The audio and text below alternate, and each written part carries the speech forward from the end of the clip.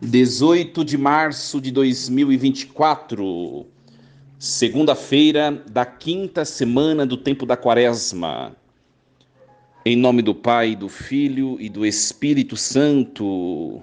Amém. Meus queridos filhos e filhas, muito bom dia, vos saúdo com a paz de Jesus. Nós estamos celebrando a quinta semana da Quaresma. Na antiga liturgia era chamada de primeira semana da Paixão, por isso que a igreja já está a meditar o mistério da paixão de Cristo. O evento da paixão de Cristo derrama sobre toda a humanidade o perdão de Deus, a acolhida de Deus ao ser humano tão indigno e tão pecador. Meus queridos, nós vamos meditar nesta manhã o texto breve da primeira leitura que a igreja nos propõe, Daniel 13, do 41c ao 62. Naqueles dias, a Assembleia condenou Susana à morte. Susana, porém, chorando, disse em voz alta: Ó Deus eterno, que conheces as coisas escondidas e sabes tudo de antemão, antes que aconteça. Tu sabes que é falso o testemunho que levantaram contra mim. Eu estou condenado a morrer quando nada fiz do que estes maldosamente inventaram a meu respeito. O Senhor escutou a sua voz. Enquanto a levavam para a execução, Deus suscitou o Santo Espírito de um adolescente de nome Daniel, e ele clamou em alta voz: Sou inocente do sangue desta mulher. Todo o povo então voltou-se para ele e perguntou: Que palavra é essa que acabas de dizer? De pé no meio deles, Daniel respondeu: Sois tão insensatos, filhos de Israel? Sem julgamento e sem conhecimento da causa verdadeira, condenais uma filha de Israel? Voltai a repetir o julgamento, pois é falso o testemunho que levantaram contra ela. Todo o povo voltou-se apressadamente, e outros anciãos disseram ao jovem: Senta-te no meio de nós e dá-nos o teu parecer, pois Deus te deu a honra da velhice. Falou então Daniel: Mantende os dois separados longe um do outro, e eu os julgarei. Tendo sido separados, Daniel chamou um deles e lhe disse: Velho encarquilhado no mal, agora aparecem os pecados que estavas habituado a praticar. Fazias julgamentos injustos, condenando inocentes e absolvendo culpados. Quando o Senhor ordena, não farás morrer o inocente e o justo. Pois bem, se é que viste, dize-me à sombra de que árvore os viste abraçados. Ele respondeu: à sombra de uma aroeira. Daniel replicou: Mentiste com perfeição contra a tua própria cabeça. Por isso o anjo de Deus, tendo recebido já a sentença divina, vai rachar-te pelo meio. Mandando sair este, ordenou que trouxessem o outro. Raça de Canaã, e não de Judá, a beleza fascinou-te e a paixão perverteu o teu coração. Era assim que procedíeis com as filhas de Israel, e elas, por medo, sujeitavam-se a vós? Mas uma filha de Judá não se submeteu a essa iniquidade. Agora, pois, diz-me, debaixo de que árvore os surpreendeste juntos? Ele respondeu: debaixo de uma azinheira. Daniel retrucou: também tu mentiste com perfeição contra tua própria cabeça. Por isso o anjo de Deus já está à espera, com a espada na mão, para cortar-te ao meio e para te exterminar. Com toda a assistência, pôs-se a gritar com força, bendizendo a Deus que salva os que nele esperam. E voltaram-se contra os dois velhos, pois Daniel os tinha convencido por suas próprias palavras de que eram falsas testemunhas. E agindo segundo a lei de Moisés, fizeram com eles aquilo que haviam tramado perversamente contra o próximo.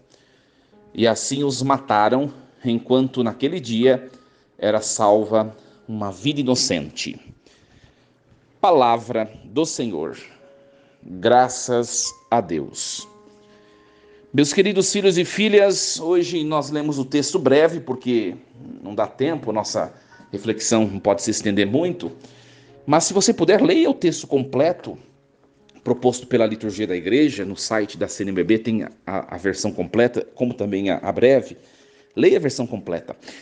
É a história de Susana. Susana era casada com Joaquim, né? E Susana era uma mulher muito bonita, muito bonita, muito bonita. Resumindo para vocês entenderem todo o contexto, né? E existia naquele lugar onde eles viviam dois juízes novos que passaram a trabalhar naquele lugar. E esses dois homens se apaixonaram por Susana. Susana era belíssima, né? E eles ficaram tramando um jeito de poder possuí-la, de poder se deitar com ela. Certo dia, aliás, todos os dias, Susana ia no pomar do seu esposo para passear no pomar, né? E certo dia, era meio-dia, ela foi ao pomar com as suas duas criadas, pediu para que trancasse a porta do pomar, e ela foi passear, e ela resolveu tomar um banho, né? Resolvendo tomar um banho, ela pediu para as duas empregadas irem buscar o óleo, o perfume, para que ela pudesse tomar o banho. As criadas foram, trancaram a porta, mas estava lá dentro do pomar, escondidos, estavam os dois homens. Ninguém percebeu que eles estavam lá. Quando as empregadas saíram para buscar o perfume e o óleo, trancando a porta, os homens se apresentaram para Susana. Ela ficou assustada, né? Porque não tinha ninguém até então ali. Ela não tinha visto que tinha gente ali. E eles ameaçaram-na. Se você não se deitar conosco, nós vamos gritar e dizer que nós pegamos em flagrante você com um homem aqui no pomar. E ela disse: e agora eu estou nas tuas mãos, mas eu não posso trair a Deus. E ela preferiu a fidelidade a Deus do que cometer um ato de adultério, né? Quando ela disse assim: eu não vou me deitar com vocês. Deus, longe de mim trair a Deus, ser infiel a Deus, né? Olha que audácia, que santidade dessa mulher. Aí eles começaram a gritar, um deles foi lá, destrancou a porta, começaram a gritar e disseram que pegaram ela em flagrante com um outro homem, que fugiu, né? Claro que eles inventaram a história. E aí ela foi levada a juízo, e ela foi condenada, né? Ora, uma mulher que era pega em flagrante devia ser morta, apedrejada, né? E aí ela foi levada e ela foi condenada. E enquanto ela estava a caminho da condenação, ao caminho da morte, Deus suscitou esse profeta Daniel, que veio em alta voz dizendo que esses homens estavam mentindo. E aí os outros anciãos do povo disseram: com que autoridade vocês fazem isso? Você tem certeza? E aí ele disse assim: vamos, que é a leitura de hoje, né? Que é a leitura que eu proclamei, a leitura breve, né? A parte breve, né? Vamos chamá-los individualmente, primeiro um, primeiro outro. Separa-os. Aí separaram. E ele fez uma pergunta que com certeza nenhum dos dois nunca pensou que essa pergunta fosse feita, né? Qual árvore que vocês pegaram ela em flagrante? Debaixo de qual árvore? E um disse uma árvore e o outro disse outra diferente. Ou seja, é mentira, né? Eles não combinaram nada. E aí eles foram condenados no lugar dela e mortos da mesma morte que ela, que seria morta, né? Então é muito bonito, minha gente. A gente vê na pessoa de Susana uma mulher fiel a Deus. Uma mulher fiel a Deus. Ela não teme, ela não mede as consequências da sua fidelidade, mas ela se mantém fiel. Eu fiquei pensando, o que nós faríamos se fôssemos nós? Né? O que nós faríamos? Com toda certeza nós nos submeteríamos ao pecado. É só um pecadinho e vai, não quero arrumar grandes problemas. E aí acabou, né? Nós nos venderíamos, né? Nós nos venderíamos. E aí você pode estar dizendo assim: eu não faria isso não, eu faria igual a Susana. Será? Você optaria por morrer? porque era morte a sentença ali. Ali a coisa era séria, não é igual no mundo de hoje que o povo comete adultério e fica tudo bem. Era morte a condenação. Será certeza que você e que eu não faríamos o contrário de Susana, não negaríamos a Deus e cometeríamos pecado? Minha gente, a gente trai a Deus por coisas muito menores, coisas muito pequenas. A gente vai analisar bem no nosso relacionamento com o dinheiro, nosso relacionamento com os bens, nosso relacionamento com as pessoas, né? Quanta infidelidade, os nossos olhares, os nossos desejos íntimos, na intimidade do nosso coração, os nossos desejos, anseios. Quanto nós traímos a Deus e nós traímos também os nossos compromissos, né? Com os nossos desejos, os nossos olhares, as nossas cobiças, né? Quantas vezes? E aí a gente pode passar a dizer: eu não faria isso. Você faria pior, como eu também. Por isso que olhar a imagem de Susana, minha gente, né, essa mulher, ela tipologicamente é a prefiguração da igreja, né? Nós dizemos a igreja ser santa, é uma das figuras ou das propriedades da igreja. Creio na igreja una, santa. A igreja, ela é santa e Susana representa essa santidade, né? Ela é santa naquilo que ela traz dentro de si, que é Deus. A igreja é santa como Susana, ao velar por aquilo que tem dentro de si, que é o tesouro, né, do depósito da fé, o tesouro da pessoa de Deus que a igreja carrega em si. Se você for à missa hoje, você vai ouvir o evangelho da pecadora que é condenada. Lembra desse evangelho? Os fariseus trazem uma mulher surpreendida em adultério e eles perguntam para Jesus. É claro que eles querem algum motivo para condenar Jesus, né? Essa mulher foi pega em adultério, a lei manda apedrejá-la. O que você diz, Jesus? Jesus abaixa, começa a escrever no chão. Se você for à missa, você vai escutar esse evangelho. Depois eles continuam insistindo. Jesus, fala o que a gente deve fazer com essa mulher.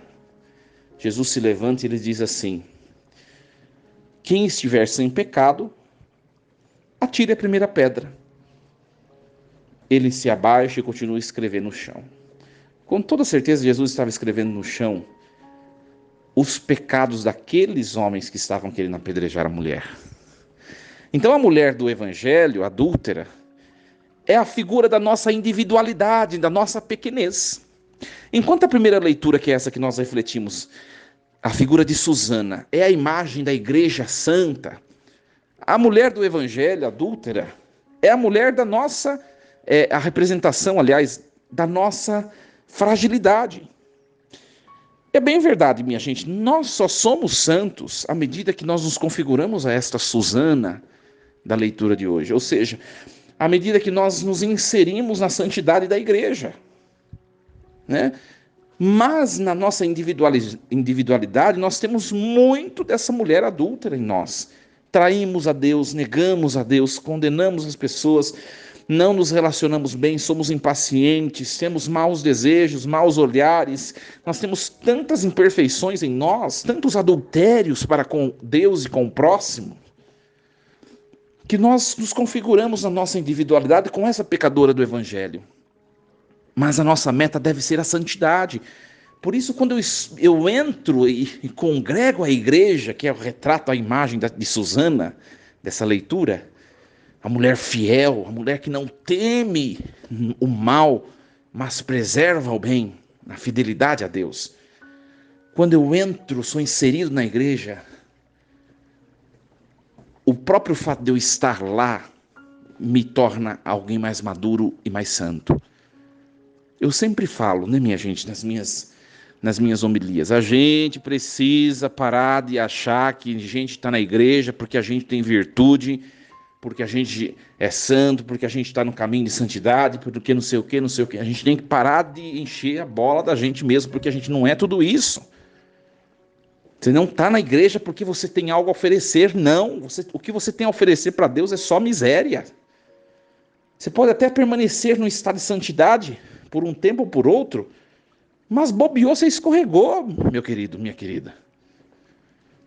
Você não está na igreja por essa motivação. Você, nós estamos na igreja porque nós somos como essa adúltera do evangelho e precisamos nos tornar Susana da santidade. Precisamos nos tornar como Susana, homem e mulher convicto na prática da fé da santidade. Mas a gente não consegue ainda. Quem disser que vive a santidade de maneira perfeita neste mundo é um blasfemo. Porque eu estou dizendo que eu já não preciso mais de Deus. Eu estou no... Ora, minha gente, até o último suspiro nós vamos ter desafios para viver o evangelho. Até o último suspiro, né? Às vezes tem gente que se engana. Olha, não vão ficar... Vocês estão escutando, não vão ficar aborrecidos com o padre, do que eu vou falar agora. Às vezes a gente vê pessoas, né, senhorinhas de cabelo branco, sabe, que fala tão doce, né? E eu já escutei várias vezes, quando fala de se confessar, não precisa confessar, não. Já está numa idade avançada, não precisa mais se confessar. Tem gente que pensa isso. Já estou numa idade avançada. É quem mais precisa se confessar. Por quê? Porque você já está numa idade avançada, você já sabe mais do que ninguém qual é a vontade de Deus, e você percebe em você tantos pecados que você já devia ter superado e você não superou. Tem maior culpa do que as pessoas novas que ainda estão no processo de conhecimento de Jesus. Por isso que no evangelho de hoje, né, nós não proclamamos, não dá tempo, né? Mas depois participe da missa ou ouça a liturgia de hoje. Procure o site da CNBB, digite no Google, liturgia diária CNBB, leia todos os textos da missa de hoje. No Evangelho, quando Jesus começa a escrever no chão, depois de ter falado aquela frase subliminar dele, né? Quem não tem pecado, atira a primeira pedra nela, né? Ele se abaixa novamente e continua a escrever no chão. E o texto diz que começaram a sair, a ir embora um por um. A começar pelos mais velhos, está escrito no Evangelho. Por quê? Com toda certeza, são os que mais se sentiram envergonhados diante da fala de Jesus. Porque eram para ser aqueles que gozavam de maior santidade, mas com aquilo que Jesus falou, e com toda certeza com aquilo que Jesus estava escrevendo no chão, eles foram os que se sentiram mais envergonhados. Por isso, foram os primeiros a sair daquele lugar e a desistir de apedrejar a mulher. Sabe, minha gente, ainda permeia muita hipocrisia nas nossas relações eclesiais. Nós não estamos na igreja por ser santos. Quando a gente percebe isso, a gente não discrimina ninguém. A gente não afasta de ninguém da igreja. Quanta gente não se sente acolhida nas nossas comunidades. Por quê? Porque lá tem pessoas super santas, que não podem se misturar com os pecadores. Minha gente, convenhamos. Eu enxergo, por exemplo, testemunhando para vocês, já falei várias vezes, minha vida, por exemplo, eu não enxergo, e tem muita gente, muitos padres, muitos seminaristas que enxergam assim, Eu tenho virtudes, por isso que eu sou sacerdote, ou vou ser sacerdote. Você vai ser sacerdote não é porque você tem virtudes. Você vai ser sacerdote porque Deus te tirou do inferno e da morte. E se não for o sacerdócio, você estaria condenado no pecado. É isso. Eu não sou padre porque eu sou uma pessoa virtuosa. Eu sou padre por quê? Porque sou o que mais precisa de salvação. E se Deus tirar a mão da minha cabeça, olha, tudo fracassa, tudo se destrói. Hoje, minha gente, temos nessa leitura a figura de Susana, que é a figura da fidelidade. Nós temos no evangelho do dia de hoje a figura da mulher adúltera, que é a figura da nossa pequenez, da nossa fragilidade, né? Que nós, nesse tempo da quaresma, saiamos, né, da configuração dessa mulher adúltera para a configuração de Susana, a mulher fiel. Que nós possamos, nessa quaresma, dar pequenos passos no processo de conversão. Pequenos passos. Mas a gente tem que sair do lugar, né? Você, às vezes, você quer ficar no mesmo lugar, você não quer dar passos, você não quer se comprometer com Deus, com a igreja, você não quer dar passos, você tem medo de se envolver muito, você não quer estar resistindo, dê passos. Dê passos, você não quer, dê passos, Deus está te chamando, todos nós. Que bonita a liturgia de hoje, né? Que Susana seja o nosso paradigma para o dia de hoje. Eu preciso ser fiel igual essa mulher. Ela não temeu a morte, ser morta, ser humilhada, mas ela foi fiel a Deus. Ela preferiu a fidelidade a Deus do que se entregar ao pecado. Para nós, um grande exemplo. Desejo uma semana abençoada a você, sua família, bom trabalho, bons estudos, uma semana produtiva e cheia de Deus. Em nome do Pai, do Filho e do Espírito Santo. Amém. E lembremos-nos sempre, Deus está no comando de tudo.